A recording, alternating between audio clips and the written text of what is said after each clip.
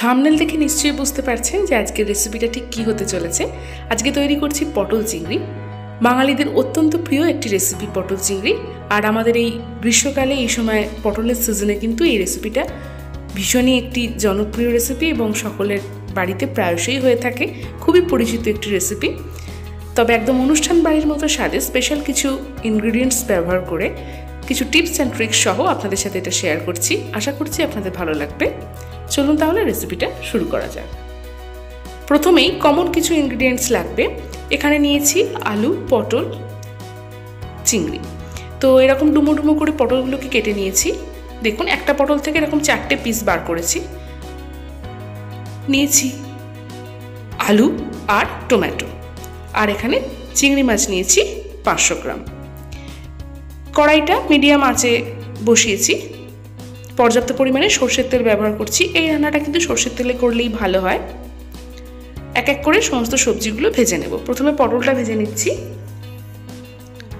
আপনারা চাইলে রিফাইন্ড অয়েলেও করতে পারেন, তবে ট্র্যাডিশনালি এই রেসিপিটা সরষের তেলেই হয়ে থাকে, সেজন্য আমি সরষের তেলেই করছি। দিয়ে দিচ্ছি স্বাদ মতো হলুদ গুঁড়ো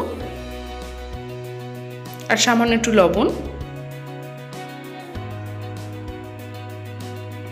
পটলগুলো একটু লাল লাল করে ভেজে নেব। ভাজা হয়ে গেলে পটলগুলোকে তুলে এরকম একটা প্লেটের মধ্যে রেখে দিচ্ছি।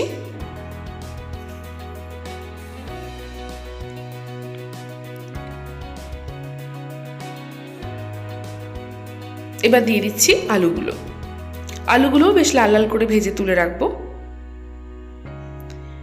ট্র্যাডিশনাল বাঙালি রান্না কিন্তু খুব রসিয়ে সময় নিয়ে আর কি ভালো করে রান্না করতে হয়। জেনারেলি এই রেসিপিটা সেইভাবেই করা হবে। একটু সময় সাপেক্ষ হলেও কিন্তু স্বাদ কিন্তু অসাধারণ হয়, এটা নিশ্চয়ই সকলেই জানেন। আলুগুলো ভাজা হয়ে গেছে, আলুগুলো তুলে রাখছি। এবার চিংড়ি মাছগুলো ভেজে নেব।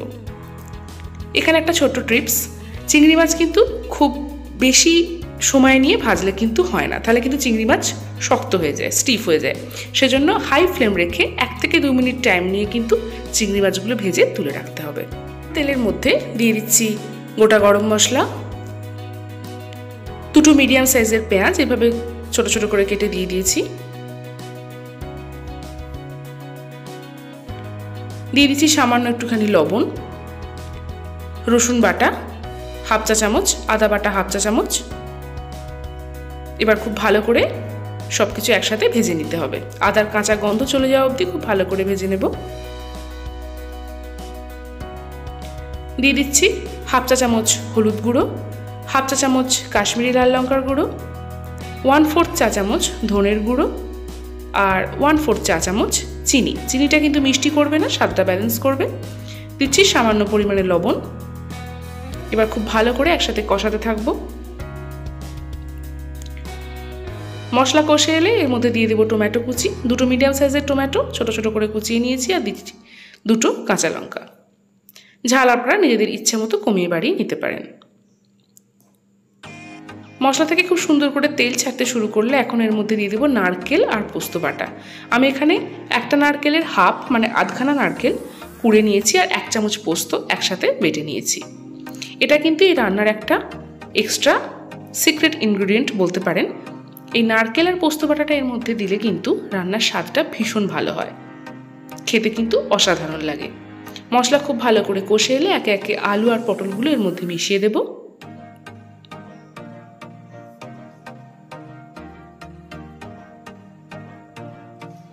এবার সবকিছুকে একসাথে খুব ভালো করে মিশিয়ে নিয়ে একটু রান্না করতে হবে। 3 থেকে 4 মিনিট এইভাবে খুব ভালো করে মিশিয়ে নিলাম। দিয়ে দিচ্ছি সামান্য পরিমাণে জল।